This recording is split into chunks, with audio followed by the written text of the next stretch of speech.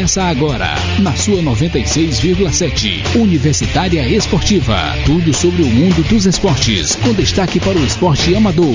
No ar. Universitária Esportiva.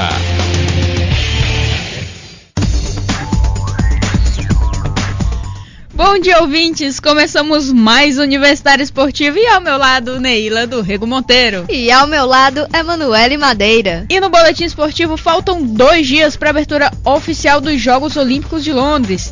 Vamos fazer uma análise da equipe masculina de judô, vamos falar também das seleções de basquete e tem novidade no UFC Rio 3, o UFC 153. E no Bola na Rede vamos às últimas notícias do mundo do futebol. Ontem tivemos rodadas da Série B, a abertura da Copa Sul-Americana e hoje a movimentação continua. Mas o foco é a estreia da seleção feminina nos Jogos Olímpicos. O Brasil estreia contra o Camarões, seleção feminina que pela primeira vez vai às Olimpíadas. Então fique sintonizado que a gente do Universitário Esportivo está no ar.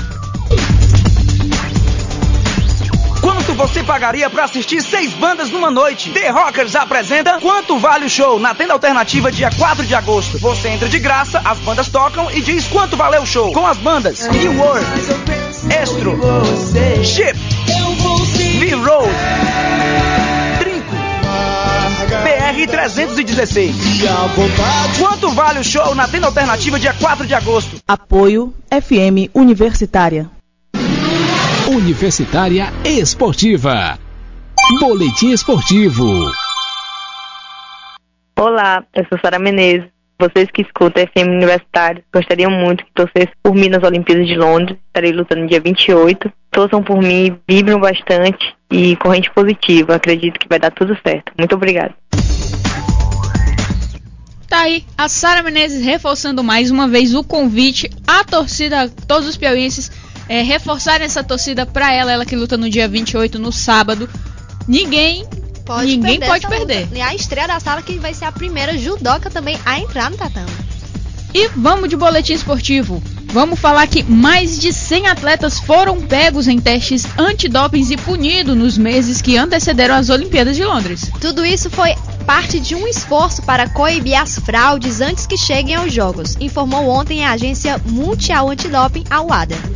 John Farrey, chefe da WADA, disse que os testes foram conduzidos para desencorajar os atletas a usar substâncias que melhoram o desempenho em Londres. Os jogos começam na sexta-feira, dia 27 de julho e vão até 12 de agosto, embora o período de testes durante as competições tenha se iniciado com a abertura da Vila Olímpica e o começo oficial do evento no dia 16 de julho. O Comitê Olímpico Internacional disse que já foram realizados 300 testes desde a data e que nenhum deu positivo. Cerca de 6.250 amostras serão analisadas durante a Olimpíada, mais do que em qualquer outra, e a agência antidoping da Grã-Bretanha também foi intimada a testar nos campos de treinamento antes das competições. Houveram 20 casos comprovados de doping na Olimpíada de Pequim 4 anos atrás, incluindo 6 cavalos, uma redução em relação aos 26 de Atenas em 2004. A questão do doping que realmente está sendo muito trabalhada nessas Olimpíadas, a gente vê desde o começo do ano a WADA batendo muito em cima e a gente também vê desde o começo do ano muitos atletas do atletismo que acabaram sendo pegos no antidoping.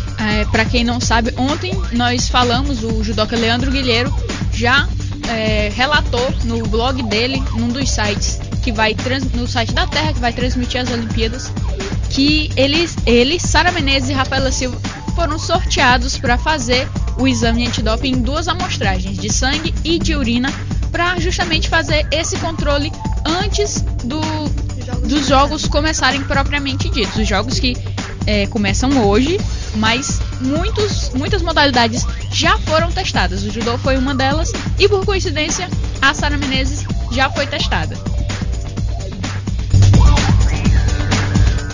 E o ministro do Esporte, Aldo Rebelo, disse ontem que a previsão do Brasil conquistar 15 medalhas nos Jogos Olímpicos de Londres é pouco. Ele disse esperar que este número chegue a 20. O Comitê Olímpico Brasileiro estimou que a delegação brasileira obtenha 15 medalhas nos Jogos de Londres. Aldo citou chances de medalha para o Brasil em esportes como judô, 4 ou 5 medalhas, natação, vôlei e futebol. No futebol masculino, o ministro disse que temos uma grande chance de conseguir pela primeira vez na história a medalha de ouro na competição. Segundo o ministro, um plano de medalhas está sendo desenvolvido entre o governo, o Comitê Olímpico Brasileiro e as confederações para que o desempenho do Brasil na Olimpíada do Rio de Janeiro em 2016 seja compatível com seu status. O ministro viajou ontem a Londres junto com a presidente Dilma Rousseff para participar da cerimônia de abertura dos Jogos. Aldo rejeitou comparações entre os preparativos de Londres e Rio de Janeiro para os Jogos e negou haver atrasos nas obras do Brasil. Ele disse que em relação a Londres também há 4 anos não estava pronta para receber os Jogos Olímpicos e que em relação a Londres, o Brasil há 4 anos antes está muito bem preparado para as Olimpíadas, saindo muito bem com as obras. O Ministério dos Esportes que está acreditando muito mais na delegação que foi do que o próprio Comitê Olímpico Brasileiro, que é quem ficou responsável diretamente por avaliar essa preparação dos atletas. Realmente, essa estimativa de 15 medalhas é um pouco abaixo do que nós estamos vendo os resultados dos brasileiros frente às competições mundiais, as Copas do Mundo, os Grand Prix e Grandes Lãs, que são os eventos preparatórios para as Olimpíadas mais renomados, que às vezes é até mais difíceis do que a própria Olimpíada e que por acho que um nível técnico maior, porque vários atletas podem representar o mesmo país. Na Olimpíada não, vai 1 ou 2 pessoas do mesmo time. Então, é possível sim que o Brasil volte com mais de 15 medalhas. A questão é não deixar desviar o foco da competição para que os atletas não fiquem aéreos ao momento mais importante da vida deles. Disputar um jogo olímpico pode ser uma oportunidade única que um atleta pode ter. Não, alguns, como o Rodrigo Pessoa, o Goiama, que já participaram de várias, mais de 4 Olimpíadas, tem um retrospecto não tão bom quanto alguns que só foram uma vez e deram conta do recado. Na verdade, o que acaba pesando em algumas modalidades é justamente a questão de times ou atletas não terem ido tão bem em alguns eventos antes das Olimpíadas, que a gente acabou vendo, como foi o caso das seleções de vôlei, como no começo do ano estava todo mundo preocupado com o Tomás Bellucci, que acabou caindo no ranking, mas agora já chegou em Londres bem acima do que ele estava. Então nos resta realmente esperar, ver como vai ser as Olimpíadas, porque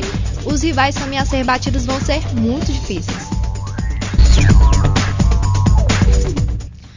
E na próxima sexta-feira, no dia 27 de julho, a cerimônia realizada no Estádio Olímpico de Londres marca o início definitivo dos Jogos de 2012. E no dia seguinte, Felipe Quitadá e Sara Menezes já estarão competindo e decidindo o futuro no evento. A dupla mais leve do judô brasileiro está próximo da sua estreia, que ocorre no primeiro dia de disputas, e tenta balancear a ansiedade e concentração para deixar a Inglaterra com a medalha no pescoço. Quitadá vai para sua primeira Olimpíada e tem como grande conquista na carreira o ouro nos Jogos Pan-Americanos de Guadalajara. Já Sara se mostra confiante com a perspectiva de entrar logo no tatame e fazer parte do primeiro grupo de brasileiros a estrear na Olimpíada de Londres. A judoca piauiense disse que é uma grande responsabilidade ser a primeira a entrar no tatame, mas está deixando a ansiedade de lado e focando nos últimos treinos para poder ir bem na estreia. Sara, que mais uma vez foi colocada por outro meio de comunicação como uma das esperanças de medalha de ouro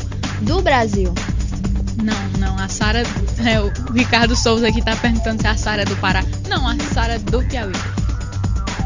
No caso, duas publicações norte-americanas colocaram a Sara como principal revelação, como uma das que mais podem ter a chance de trazer o ouro, mais até que a própria Mayra Aguiar, que foi primeiro do ranking na categoria até 78 quilos.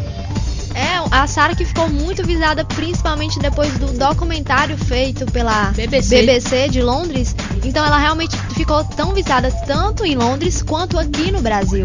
Então realmente tem muita gente apostando nela. Ela realmente tem que deixar toda essa ansiedade de lado, principalmente por ser a primeira judoca a entrar no tatame. E para ela, que é uma situação, claro, é uma situação sempre de muita ansiedade, nervosismo. Ela sempre vai ser a primeira sempre judoca, se ela for para as Olimpíadas. Se Deus quiser, daqui pra frente, ela sempre vai ser a primeira judoca e tem que deixar essa ansiedade de lado e tentar focar, claro, na luta. Ela já foi para as Olimpíadas de Pequim, já era para ser reserva, acabou estreando, não foi bem, mas primeira Olimpíada dela, a gente tem que focar agora em Londres A Sara, que todo mundo aposta na gente, também aposta, ela pode conseguir essa medalha de ouro. Se não conseguir a medalha de ouro, ela pode conseguir trazer pelo menos uma medalha para o Brasil.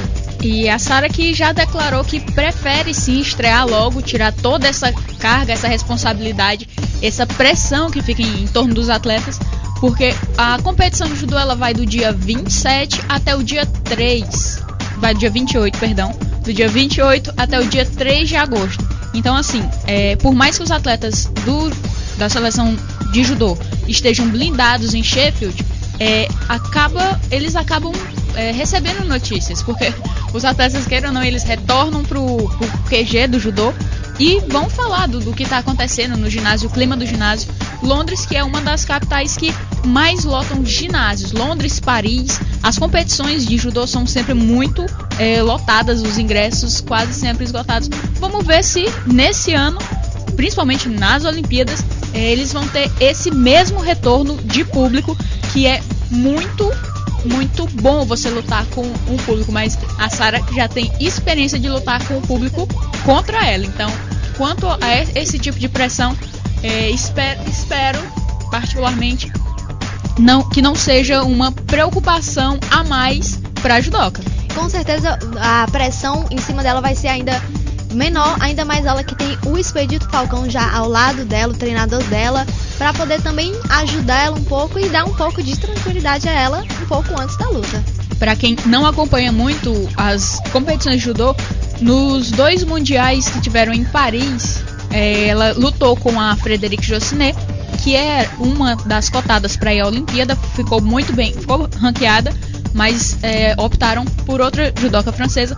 A Sara, que ganhou a disputa, no caso, perdeu a primeira, ficou em quinto lugar, que foi no seu primeiro mundial, e depois ficou em terceiro, com a torcida toda contra, mas no final, avaliando o bom judô da piauiense, o estádio, no caso, o ginásio, levantou para poder aplaudir a luta, que foi de altíssimo nível, e é isso que a gente tem de esperar dessas competições de judô. E vamos continuar falando de judô, fazendo análise da equipe masculina. O judô brasileiro, com sua equipe masculina, pode marcar a história da modalidade mais uma vez. Depois de Aurélio Miguel em Seul 88 e Rogério Sampaio em Barcelona 92, que fizeram época ao ganhar medalha de ouro para o Brasil, podemos em Londres 2002 aumentar ainda mais esse brilho. Thiago Camilo, que vai para sua terceira Olimpíada, pode conquistar sua terceira medalha olímpica. Com isso, superaria Aurélio Miguel, que foi ouro em Seul e bronze em Atlanta 96. E se garantir o ouro, completa seu quadro com 3 medalhas em 3 categorias diferentes, algo inédito no judô mundial. Ele já foi prata em Sydney 2000 na categoria até 73 quilos e bronze em Pequim 2008 na categoria até 81 quilos. Em Londres, vai competir na categoria até 90 quilos. Outro que pode fazer história é Leandro Guilherme, com 29 anos, fazendo sua terceira Olimpíada. Ele também pode conquistar sua terceira medalha, que já é dono de 2 bronzes de Atenas 2004 e Pequim 2008, ambas na categoria até 73 quilos. Em Londres, luta na categoria até 81 quilos e chega como o primeiro do ranking mundial e um dos favoritos. Luciano Correa, que está indo para sua segunda Olimpíada, compete na categoria até 100 quilos. Ele participou de Pequim 2008 como um dos favoritos, por ter sido campeão mundial sênior em 2007 e terceiro colocado no mundial sênior em 2005. Infelizmente, não conseguiu repetir as boas atuações. Agora, 4 anos depois e campeão dos Jogos Pan-Americanos de Guadalajara no ano passado, também vai ser um forte candidato a uma medalha em sua categoria. E um caso semelhante, Leandro Cunha, o coxinha de 32 anos, disputa em Londres sua primeira Olimpíada, mas tem experiência de ter participado do grupo como reserva em outras Olimpíadas. Ele traz na bagagem a experiência de 3 finais importantes, Mundiais Sênior de 2010 e 2011, no qual foi vice-campeão em ambas, e os Jogos Pan-Americanos de Guadalajara no ano passado, em que terminou com ouro. Os atletas debutantes em Olimpíadas são Rafael Silva, de 25 anos, que disputa a categoria acima de 100 quilos. Ele chega como terceiro do ranking mundial. É um dos atletas que fez frente ao francês Ted Riner, tetracampeão mundial e nome a ser batido em Londres nos últimos meses, e tem chances de medalha. Felipe Kitadai, de 23 anos, da categoria até 60 quilos, é o atleta mais novo entre os homens. Fez bons confrontos contra os japoneses nas etapas da Copa do Mundo e Grand Slam e chega como campeão dos Jogos Pan-Americanos de Guadalajara, que ficaram marcados pelo Felipe Kitadai.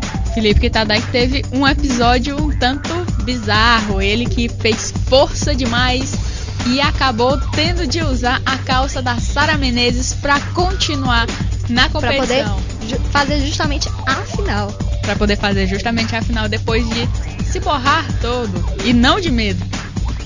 Bruno Mendonça, de 27 anos, está na categoria até 73 quilos e é campeão dos Jogos Pan-Americanos de Guadalajara do ano passado e do evento preparatório realizado em Londres em 2011. Lembrando que essa equipe do Brasil é a atual vice-campeã mundial por equipes em torneio realizado no ano passado. Com isso, a expectativa de fazer história é grande. Com a disputa de medalhas no mesmo dia, que é eliminatórias, semifinais e finais, ao contrário de outras modalidades em que a competição ocorre durante toda a semana, o judô reúne possibilidades únicas de estratégias diferentes durante o processo e fatores extrínsecos e intrínsecos devem ser considerados na trajetória dos atletas. O sorteio das chaves colabora para uma campanha vitoriosa, apesar de ser norteado pelo ranking mundial. Começar lutando contra um adversário pior ranqueado, teoricamente facilita a trajetória, pois na primeira luta você também batalha contra o nervosismo e a ansiedade, entre outros fatores a serem considerados. Além disso, se perder um confronto, o atleta precisa reunir um grande nível de concentração e controle emocional para buscar novamente o caminho do pódio, já que em minutos ele pode voltar ao tatame para a repescagem. A Sara que vai ter uma possível grande dilema aí nessa Olimpíada. A cubana já ganhou as duas últimas lutas contra a cubana ganhou, que foi em Guadalajara, que a Sara perdeu o direito de disputar a final e foi para a repescagem para disputar o terceiro lugar, acabou ganhando. E em outra competição mais recente, eu não vou lembrar agora qual foi, creio que tenha sido um Grand Prix pela América do Sul, não lembro bem. No entanto, o placar tá 2-2 e a Damires, que é a cubana, ela é forte, é uma forte zebra também da competição. Pode ser que a Sara não cruze com ela, é bem melhor, só pra gente terminar com essas chances que podem não ser muito boas. Mas a Sara tá vindo aí numa boa concentração. Dentre todas essas atletas, só a japonesa que vai ficar guardada pro final, se Deus quiser. Com certeza, que a Sara ainda não ganhou. Poucas vezes ela enfrentou a Tomoko Fukumi, acho que uma ou duas vezes no máximo, se tiver enfrentado. A Sara teve mais experiências contra a Aruna Asami, que acabou não indo. Lembrando que às vezes que a Sara também enfrentou a Tomoko Fukumi, não foi por resultado muito expressivo, foi mais por faltas que a Sara acabou levando, principalmente na última luta. Foi então por falta a Sara que não estava atacando tanto a Tomoko, que estava dominando um pouco mais a luta. Então o nível das duas é parecido, por isso que se a Sara voltar a enfrentar a Tomoko Fukumi, ela pode ter chances de medalha mais uma vez. Nas 3 últimas competições que a Sara disputou, ela não tomou nenhuma pontuação por golpe contra as japonesas, o que a gente já vê uma evolução muito grande do judô da Sara. E no caso, disputa de bandeira no país delas, que é o Kikengashi, que é a disputa da bandeira, em que os juízes é que fazem a decisão dentro do tatame. Foi a luta no decorrer dos 5 minutos, não deu resultado, golden score, ninguém pontuou, e aí vai para a disputa da bandeira. No CAI não tem mais nem choro nem vela, uma tem que sair vencedora do tatame. Mas a Sara é franca favorita, isso ninguém pode negar, as publicações estão aí para dizer, quem acompanha tá aí para reafirmar isso. Só mesmo um desequilíbrio muito grande, uma coisa que possivelmente não aconteça. A Sara, que a exemplo de Pequim, teve um acompanhamento da psicóloga Luciana, que trabalha hoje na Associação de Judô. Então a estrutura que foi montada ao redor para que Londres seja realmente a Olimpíada da Sara Menezes foi muito grande, e é quase impossível você não acreditar que possa vir uma medalha daí.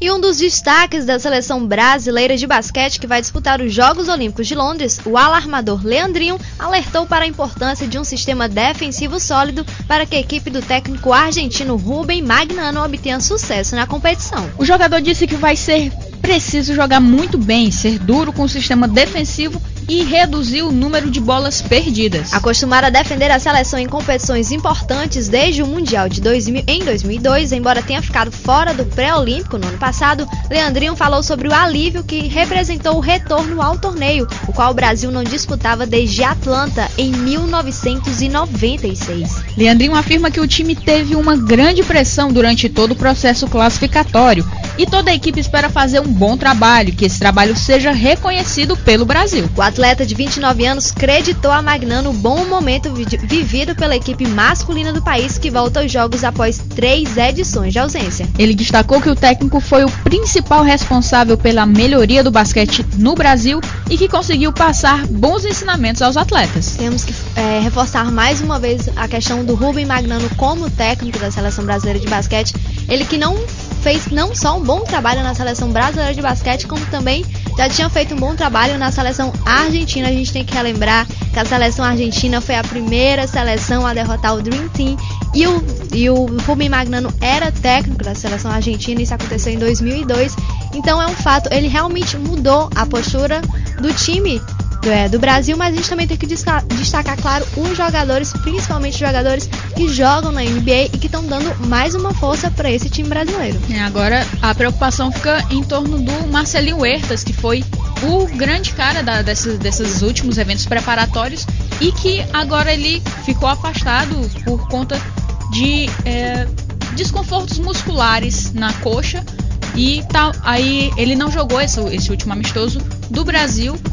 Jogou contra os Estados Unidos, foi a última vez, e depois o Brasil teve mais um confronto contra a Austrália, que ele não jogou por conta desse desconforto muscular.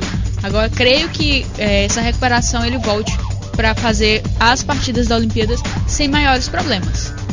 E na seleção feminina de basquete, sacada do time que disputa os Jogos Olímpicos de Londres, a maranhense Isiane Castro desabafou ontem em entrevista à rádio Mirante AM. A atleta protestou contra o corte feito pela Confederação Brasileira de Basquete após ser encontrada com um namorado dentro da concentração, mas não descartou retornar para disputar a Olimpíada de 2016 no Rio de Janeiro. Isiane disse que a punição foi, em sua opinião, severa e relembrou o caso de pancadaria em que viu outras jogadoras baterem em técnico e serem apenas suspensas ou terem seus salários descontados. Mesmo assim, a atleta afirmou que pediu desculpas ao grupo da seleção, mas que as brasileiras não falariam com ela talvez por alguma proibição superior.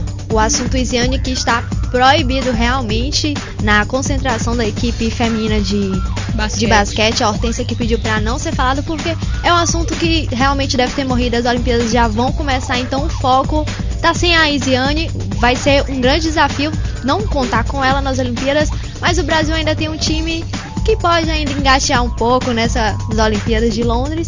Vamos ver como é que vai sair e realmente esquecer um pouco esse assunto, esquecer um pouco esse corte e focar nas adversárias, que é o principal, deve ser o principal foco do time. Mas a Isiane, ela tá realmente sempre atrás de um foco, de uma polêmica. Com certeza. Nessa declaração, ela termina dizendo que, no caso, foi um corte por questões pessoais, o que pode atrapalhar muito a volta dela à seleção brasileira. Ela que em um bom piauiês já botou banca para poder nas últimas antes das Olimpíadas, no preparatório das Olimpíadas também, e que não queria se desfazer da WNBA, que é o torneio feminino de basquete norte-americano, para poder disputar o pré-olímpico com a seleção brasileira em 2 anos consecutivos. Foi essa questão de atletas de basquete acabarem não querendo ir para a seleção por causa da liga de basquete da NBA. A gente também acabou vendo antes do pré-olímpico do Brasil, o Leandrinho, se eu não me engano, o Nenê também estavam ainda meio receosos de sair, porque estavam de irem defender o Brasil, ajudar o Brasil no pré-olímpico e acabarem saindo da NBA. É uma coisa que a gente está enfrentando também, isso que deve ser mudado um pouco, essa postura dos jogadores, principalmente no basquete brasileiro, que está precisando se reerguer um pouquinho mais. E que já deu um grande passo, já temos aí... Pelo menos o masculino. O NBB está num nível muito bem, daqui a uns dias nós, quem sabe, não precisemos tanto dos jogadores brasileiros que estão na NBA. Quem sabe a gente forme aqui mesmo no Brasil um time suficiente para poder disputar uma Olimpíada de igual para igual com esses outros times. Na verdade, que os atletas brasileiros não precisem sair do Brasil para poder atingir um nível para poder ir às Olimpíadas ou qualquer outra competição. E já que falamos de basquete brasileiro, vamos falar dos principais rivais do país na modalidade, os Estados Unidos. Com a vitória contundente sobre a Espanha, em Barcelona, a seleção dos Estados Unidos chega mais uma vez invicta aos seus amistosos preparatórios para a Olimpíada. Mas o time que chegou a ser comparado ao Dream Team de Barcelona em 1992 vai a Londres com desempenho pré-jogo apenas melhor que a equipe norte-americana de 2004, que ficou com a medalha de bronze. O time de 2012 dos Estados Unidos venceu a República Dominicana, o Brasil, a França, a Argentina e a Espanha. A média da margem de pontos por vitórias nestas 5 partidas foi de 26,6 pontos. Isso representa a segunda pior marca nessa estatística em amistosos pré-olímpicos na história do time norte-americano. No único amistoso oficial que o Dream Team de 1992 fez antes da Olimpíada, venceu a França por 40 pontos de diferença, 111-71. Em 96, o time que levou o ouro em Atlanta levou a melhor em todos os 5 amistosos que fez por uma margem média de 43 pontos por partida. 4 anos mais tarde, em Sydney, a equipe dos Estados Unidos também ficou invicta nos 5 amistosos que fez antes dos jogos e venceu todos os adversários por uma margem de 36 pontos por partida. Em 2004, a preparação para as Olimpíadas de Atenas registrou a única derrota da história do time norte-americano em exibições, para a Itália por 95-78, que triunfou em 5 dos 6 duelos por uma média de 14 pontos, a mais baixa da história. Vamos dar mérito às outras seleções de basquete e não aos Estados Unidos, que deve estar caindo. O basquete mundial está melhorando o nível, claro que a NBA continua sendo a maior liga de basquete, mas as outras seleções também têm ótimos jogadores. Vou destacar o jogo contra o Brasil dos Estados Unidos, que o Brasil foi bem no primeiro set, mas óbvio que caiu de primeiro quarto, mas acabou caindo nos outros, e a Espanha também, que é a Espanha que venceu o primeiro quarto dos Estados Unidos e também nos outros quartos acabou caindo de rendimento. Vamos esperar que nas Olimpíadas o Brasil, claro, se saia bem contra os Estados Unidos que tem um ótimo nível. A Espanha que deu um show contra os Estados Unidos nesse último amistoso. Quem não assistiu a partida, olhem pela internet para vocês, porque realmente foi um jogo muito emocionante, com passes, pouquíssimos trocas de bolas erradas e, agora no caso, muito rápido a transição nos 24 segundos. Poucas vezes os times precisaram dos 24 segundos a que tem direito após passar a linha de meio, que é, no caso, quando eles vão para o ataque do time adversário. Pouquíssimas vezes os times precisaram dos 24 segundos para poder completar o ataque até a cesta adversária. Muito bom jogo, muito bom ritmo. Na Olimpíada vai ser também uma boa competição de se acompanhar, então não deixem de lado, não releguem o basquete por não ser tão visto, por não ser tão popular na TV aberta brasileira. E bronze nos Jogos de Pequim, a brasileira Natália Falavina embarca na próxima sexta-feira para Londres em busca de sua segunda medalha no taekwondo. A lutadora afirmou que evoluiu nos últimos anos e que, apesar de não poder escolher a posição no pódio, deseja estar na mais alta. A atleta ainda falou sobre sua rotina antes da competição na Inglaterra. Para a lutadora, a Olimpíada se assemelha a um campeonato mundial na modalidade. De acordo com Falavinha, são os mesmos atletas, as mesmas rotinas e o objetivo é sempre estar focada para fazer o seu melhor durante os jogos. Ela falou que quando vai para as Olimpíadas fica reclusa, só pensa nas lutas, acaba não saindo nem para passear, nem para fazer nada, para poder se focar em todas as adversárias que ela tem que enfrentar. E aí vai de cada atleta essa questão da preparação antes, né? Os atletas que não ficam a Olimpíada toda na sede, na Vila Olímpica, eles têm de dar lugar às outras modalidades que viajam depois. No caso, o judô termina de competir no dia 3, embarca de volta no dia 5, todos já estão no Brasil, nas suas respectivas cidades, porque vão as outras modalidades ocupar o lugar na Vila Olímpica. Não tem como você abrigar uma delegação de mais de 12 mil atletas chegando todos os dias, dentre outras pessoas que vão fazer visitas à Vila Olímpica. Então, assim, é um contingente muito grande.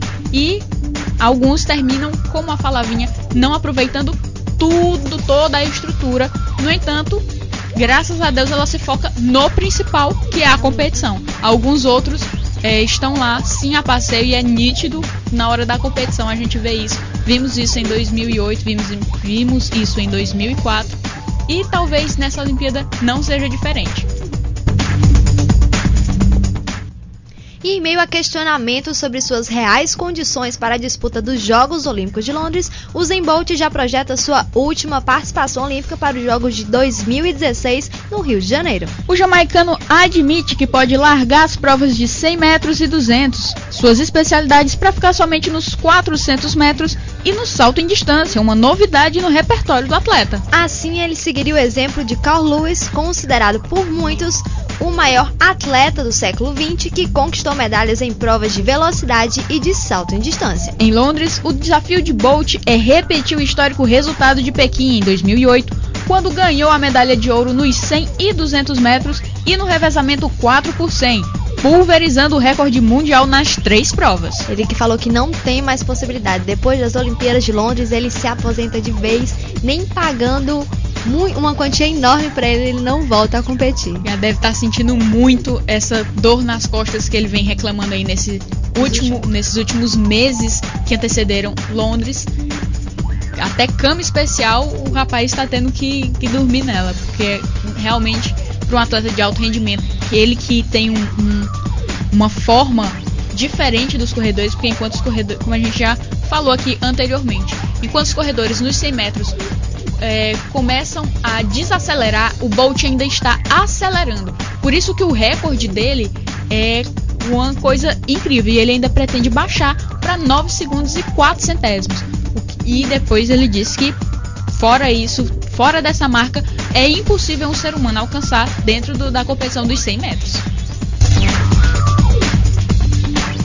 E vamos falar de tênis. Além de disputar a chave de simples dos Jogos Olímpicos de Londres, Tomás Bellucci também participa nas duplas ao lado do experiente André Sá. Ele aposta na parceria com um amigo e lembra que na superfície de Wimbledon as chances de resultado inesperados são maiores. Parceiro de Bellucci em Londres, André Sá vai ser o único tenista brasileiro com 3 Olimpíadas no currículo e tem resultados expressivos em Wimbledon. Quadrifinalista em simples no ano de 2002, feito logrado anteriormente por Gustavo Kirten em 99 e Tomás Scott em 67, ele ainda alcançou a semi com Marcelo Melo nas duplas em 2007. Ambos conversaram na última edição de Wimbledon e combinaram o posicionamento em quadra com o Bellucci do lado esquerdo. Os dois alcançaram a semifinal de Auckland em 2010, mas perderam na estreia do Queens de 2011, único torneio na grama que disputaram juntos. Eliminado na primeira rodada dos Jogos de Pequim em 2008 pelo eslovaco Dominik Hrbati, Bellucci vê semelhanças entre a Copa Davis e as Olimpíadas. Para o tenista acostumado a disputar o circuito da ATP, a oportunidade de representar o país é especial. Embalado, Bellucci vem do título do ATP 250 de gestar sua primeira conquista de primeira linha desde 2010. Como viajou da Suíça direto para Londres, foi obrigado a trazer o troféu na bagagem, que aumenta ainda mais a motivação. Realmente o que vai ser a complicação do Bellucci e para os tenistas brasileiros que não estão acostumados com a grama, estão acostumados mais com o saibro na quadra. Então vai ser realmente a única dificuldade, que é o que vai impor mais o ritmo dos brasileiros no tênis nessas Olimpíadas. Vamos ver se o Bellucci desenrola aí com o André Sá nas duplas, eles que vão jogar pela primeira vez juntos numa Olimpíada, só jogaram uma única vez na grama no sistema de duplas. Quem sabe eles dois não adiantam aí pro lado do Brasil. Mas reforçando que na última temporada, tanto o Bellucci quanto o André Sá participaram de mais competições na grama, então eles acabaram tendo um pouquinho mais de treinamento para essas Olimpíadas agora. E o UFC Rio 3 já tem mais uma luta definida. Depois de desafiar e ouvir um não de Chris Weidman, Vitor Belfort usou seu Twitter ontem à noite para anunciar que enfrenta Alan Belcher no evento que acontece no dia 13 de outubro. Belcher vem de uma incrível vitória contra o também brasileiro Rosimar Palhares, o Toquinho. Em maio, o norte-americano fugiu da perigosíssima chave de perna de Toquinho e nocauteou de forma incrível o brasileiro. subindo bastante na categoria. Na carreira tem 18 vitórias e apenas 6 derrotas. Mas Alan Belcher não era a primeira opção de Belfort. De olho no cinturão, carioca queria encarar Chris Weidman e até chegou a desafiar publicamente o norte-americano, colocado até por Dan White como mais próximo no momento de um desafio a Anderson Silva. O UFC ainda não confirmou oficialmente a luta entre Belcher e Belfort. E o UFC Rio 3 já tem outros combates definidos. José Aldo enfrenta Eric Koch valendo o cinturão dos pesos pena. Glover Teixeira vai enfrentar Rampage Jackson. Serginho Moraes enfrenta René Fortes. E Cristiano Marcelo vai enfrentar Reza Madad. César Mutante e Ronnie Jason também devem estar no evento, mas ainda não tem rivais definidos. Chris Weidman, que ainda falou que pro Belfort que admira muito ele, mas a chance dele de disputar o cinturão vai vir de novo e que agora é a vez dele de poder tentar conquistar esse cinturão da categoria.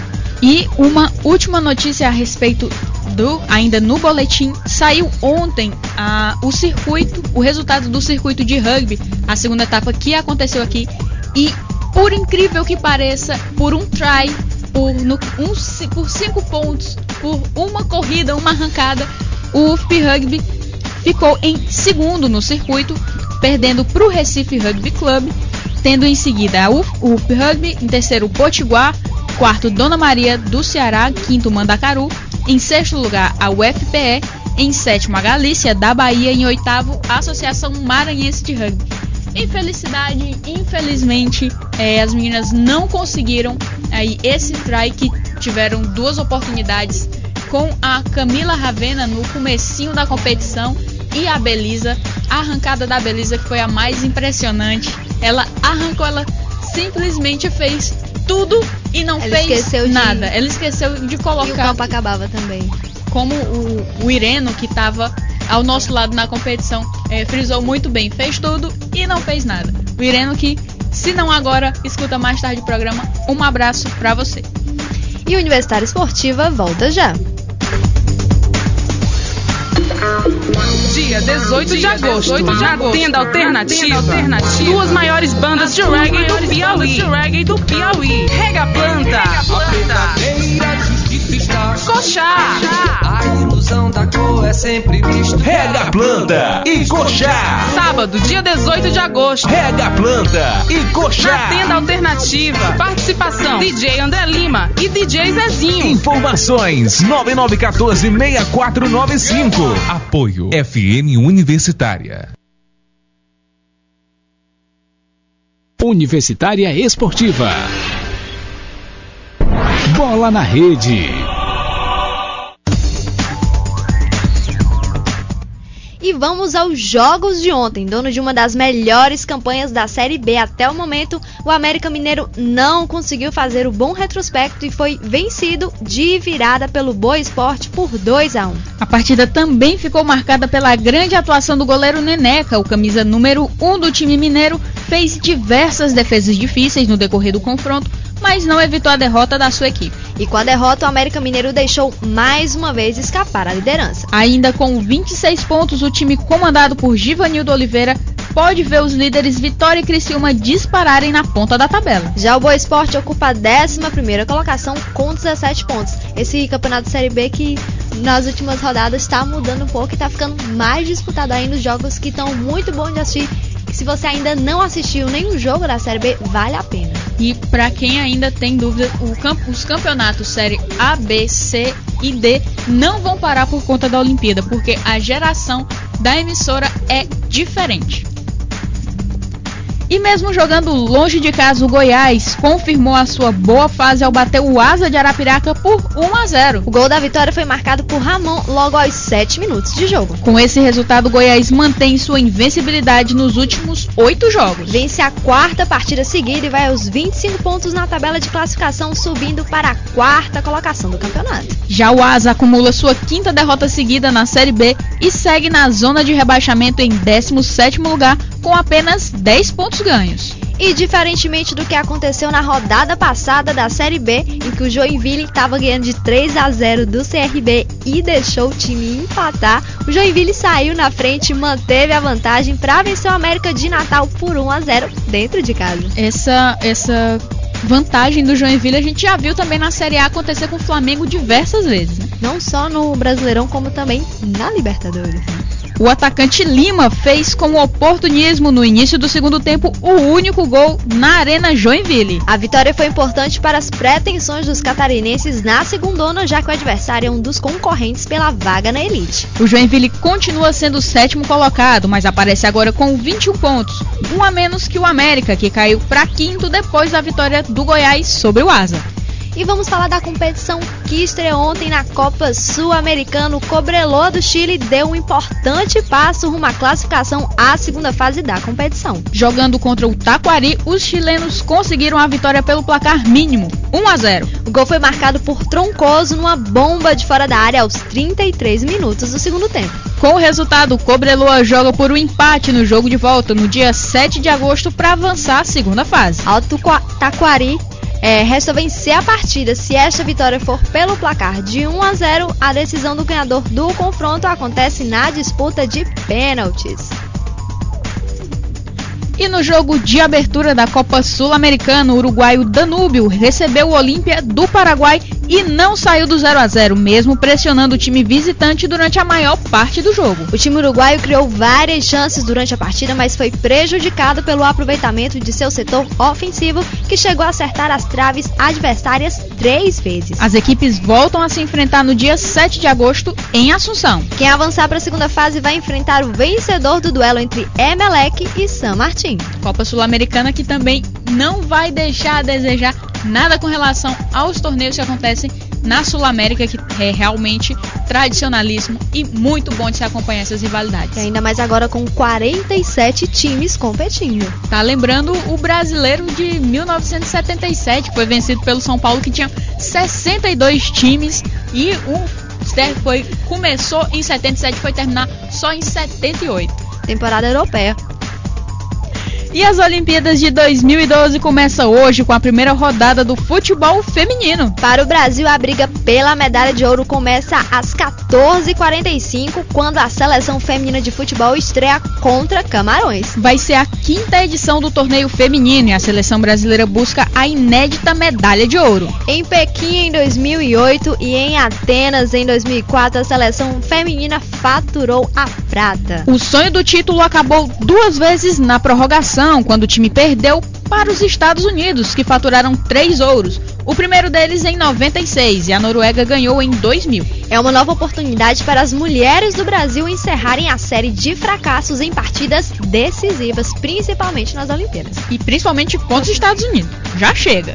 E vamos falar de uma das principais protagonistas dessa seleção, a maior atleta da história do futebol feminino, a atacante Marta, que tenta superar o trauma do Brasil. A atacante brasileira foi eleita por 5 vezes consecutivas entre 2006 e 2010 a melhor jogadora de futebol feminino do mundo pela FIFA. Mas nunca conseguiu ganhar os 2 principais torneios de futebol feminino, a Copa do Mundo e os Jogos Olímpicos. Marta foi um dos destaques do Brasil na campanha em Pequim em 2008. Em Copas do Mundo, o Brasil só conseguiu chegar a uma final em 2007 contra a Alemanha. Na ocasião, o Brasil acabou derrotado por 2-0 e Marta perdeu um pênalti. Marta e a seleção brasileira de futebol chegam a Londres ainda na lista de favoritas, junto com as seleções como Japão e Estados Unidos, mas sem muito o brilho do passado. Na Copa do Mundo do ano passado, disputada na Alemanha, a seleção feminina vencia por 2-1 os Estados Unidos até os descontos da prorrogação, quando permitiu mais uma vez o empate. Nos pênaltis, a zagueira Bagé, que havia feito um gol contra na partida,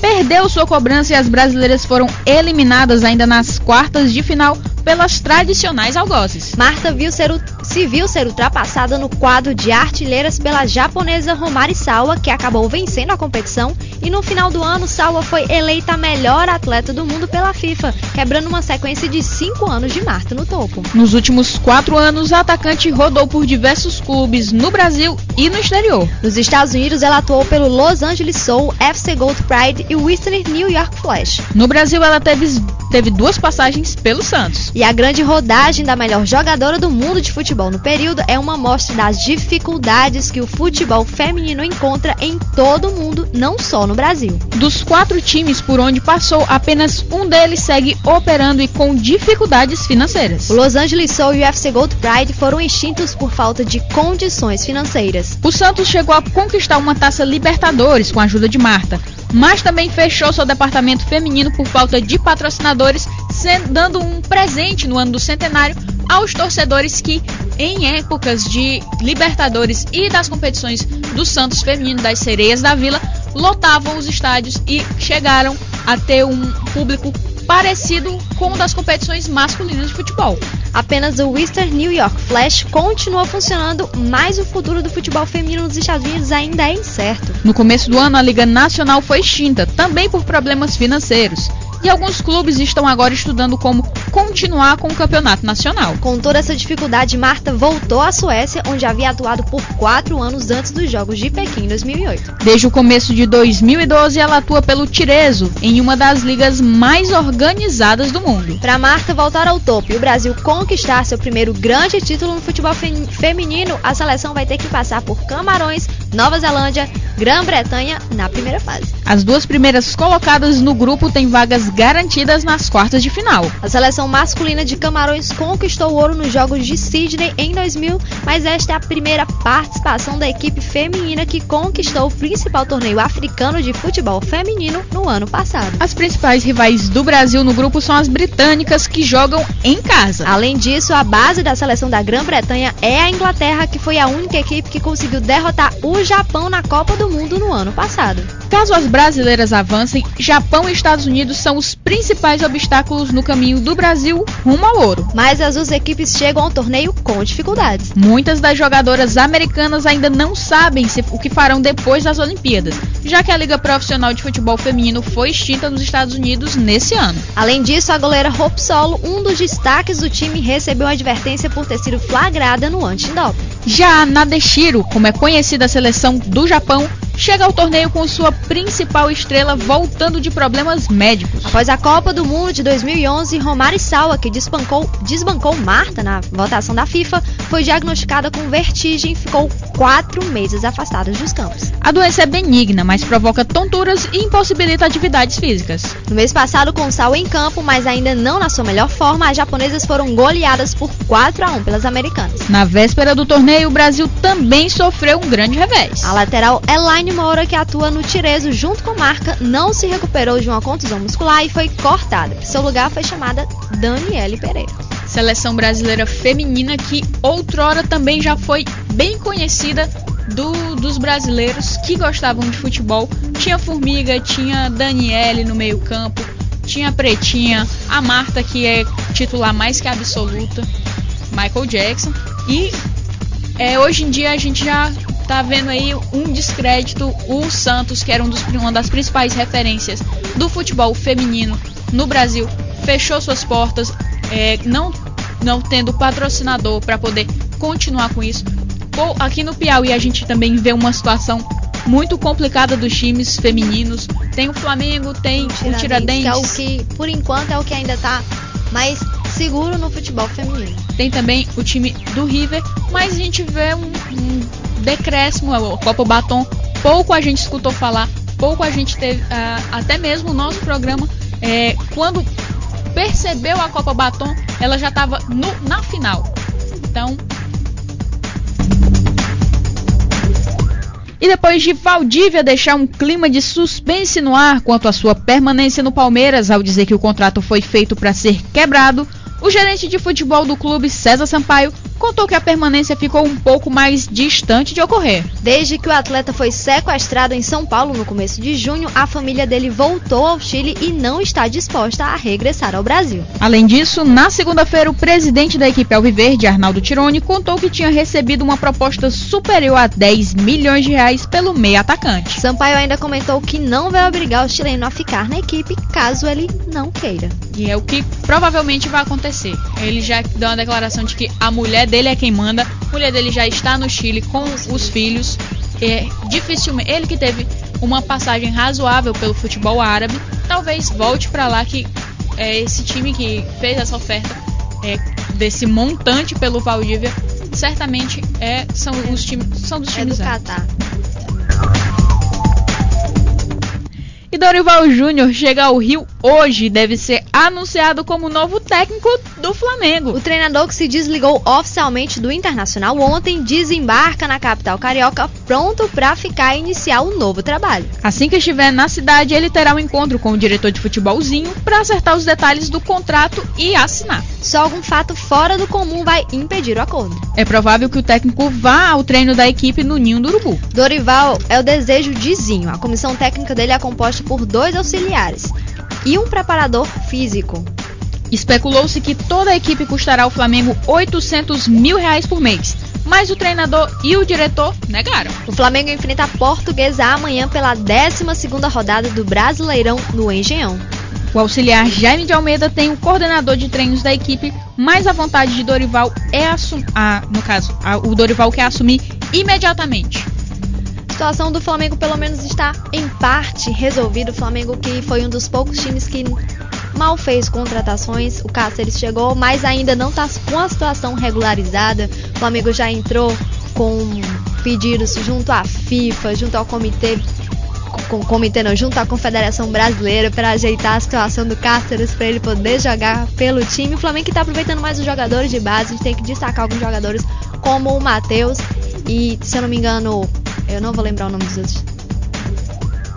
Não vou lembrar o nome dos outros jogadores, mas o Flamengo tá tentando se reestruturar depois de toda a temporada que começou já teve início, Campeonato Carioca já não foi bem, Libertadores, começou o Campeonato Brasileiro, não foi bem. Vamos ver agora se Dorival chegando e o time tentando se reestruturar, se vai dar uma ajudinha, se vai acabar melhorando um pouco no Campeonato Brasileiro. Agora, é curioso essa especulação de que toda a equipe custaria ao Flamengo R$800 mil por mês, sendo que o Flamengo estava oferecendo a alguns jogadores um salário de R$500 mil. E para quem tá achando estranho o Zinho aparecer tanto assim à frente do Flamengo, a Patrícia Amorim tá meio que querendo se sair do foco por conta das diversas confusões que teve. A cabal foi a questão com o Ronaldinho, além de ter eleição no final do ano para a presidência do time. E ela que foi chamada pelo Zé Maria Marim para poder ir a Londres acompanhar as seleções, mas não aceitou. E já foi feita uma análise da gestão da Patrícia Amorim e treinadores do Flamengo, que já na gestão dela a cada semestre troca de treinador. Ela que começou com o Andrade e agora já passou, tá chegando ao Dorival, ver se ele dura até o final do ano ou quem sabe até o próximo ano, para não ter que ter mais uma troca no próximo semestre. E vamos falar da situação do Oscar que foi vendido ao Chelsea, mas ainda está com um pequeno probleminha, que é justamente a questão percentual que deve ser repassado ao São Paulo. A situação dele só pode ser definida quando decidirem como é que vai ficar a situação dele do São Paulo, que ainda tem parte dos direitos dele. Vamos falar dos jogos de hoje, que o programa já está acabando. Pelo Campeonato Brasileiro, hoje tem Fluminense e Grêmio às 21h50. Também vai ter Corinthians e Cruzeiro no mesmo horário, às 21h50 no Pacaembu. Tem Clássico Vasco e Botafogo às 20h30. E continuando, a gente também tem outros jogos pela Série A. Ponte Preta recebe o Sport às 19h30. Figueirense Internacional também, que nós pulamos aí, vamos pulando. Coritiba visita o Náutico às 20h30. O Atlético Goianiense vai encarar o São Paulo às 21h50. Tem jogo também pela Série D. O Araguaína joga com o Santos às 20h15. Ficar de olho nesse jogo aí, hein? O Santos que é o próximo adversário do Comercial. Mas acho que só em agosto. 21 de agosto, se eu não me engano, o jogo que foi adiado era para acontecer nesse domingo e foi adiado tanto o jogo de ida quanto o jogo de volta. E pela Série D também, o Remo vai receber o Atlético Acreano às 20h30. E na Sul-Americana, o Liverpool do Uruguai, gente, joga com o Universitário do Sucre às 19h15. E o Deportivo Táchira vai encarar o Barcelona às 20h30. E temos Olimpíadas, vamos relembrar. Daqui a alguns minutinhos, meio-dia, começa a partida de abertura entre Grã-Bretanha e Nova Zelândia. Japão e Canadá jogam agora às 13 horas. Ainda às 13 horas, os Estados Unidos encaram a França de olho nesse jogo, viu? E já às 14h15, o Brasil vai enfrentar Camarões. Suécia e África do Sul jogam às 15h45. E Colômbia e Coreia do Norte se enfrentam também às 15h45, fechando os jogos do futebol feminino nas Olimpíadas no dia de hoje. Lembrando que amanhã a seleção masculina estreia nas Olimpíadas e ainda numa situação complicada pela estreia do goleiro Neto, ex-Atlético Paranaense. Ele que já foi feito toda uma pesquisa sobre ele, que está fazendo pela primeira vez um jogo pela seleção brasileira, que nunca jogou pela seleção brasileira e vai ter que assumir a seleção justamente 2 dias antes da estreia. Ele teve que assumir, acabar focando mais o treino como goleiro titular. Pelo que foi feito um levantamento, ele é um bom goleiro. Teve uma única falha bizarra no Milan, mas vamos ver o que ele vai poder fazer amanhã, se ele vai fazer uma boa partida. E o nosso programa acabou, infelizmente. O programa foi apresentado por Emanuele Madeira e Neila do Rego Monteiro. O programa que é uma realização da FM Universitária 96,7. Direção geral do professor Paulo Vilhena, trabalhos técnicos de Ricardo Souza e produção de Naira Macedo. O programa Universitário Esportiva volta amanhã às 11 horas, então não esqueçam de sintonizar na FM Universitária 96,7 ou acessar o nosso site, o www.universitariesportiva.com.br. E comecem a assistir os jogos de hoje, Rede Record, ESPN ou site da Terra. Muito obrigada pela audiência e continuem com a nossa programação.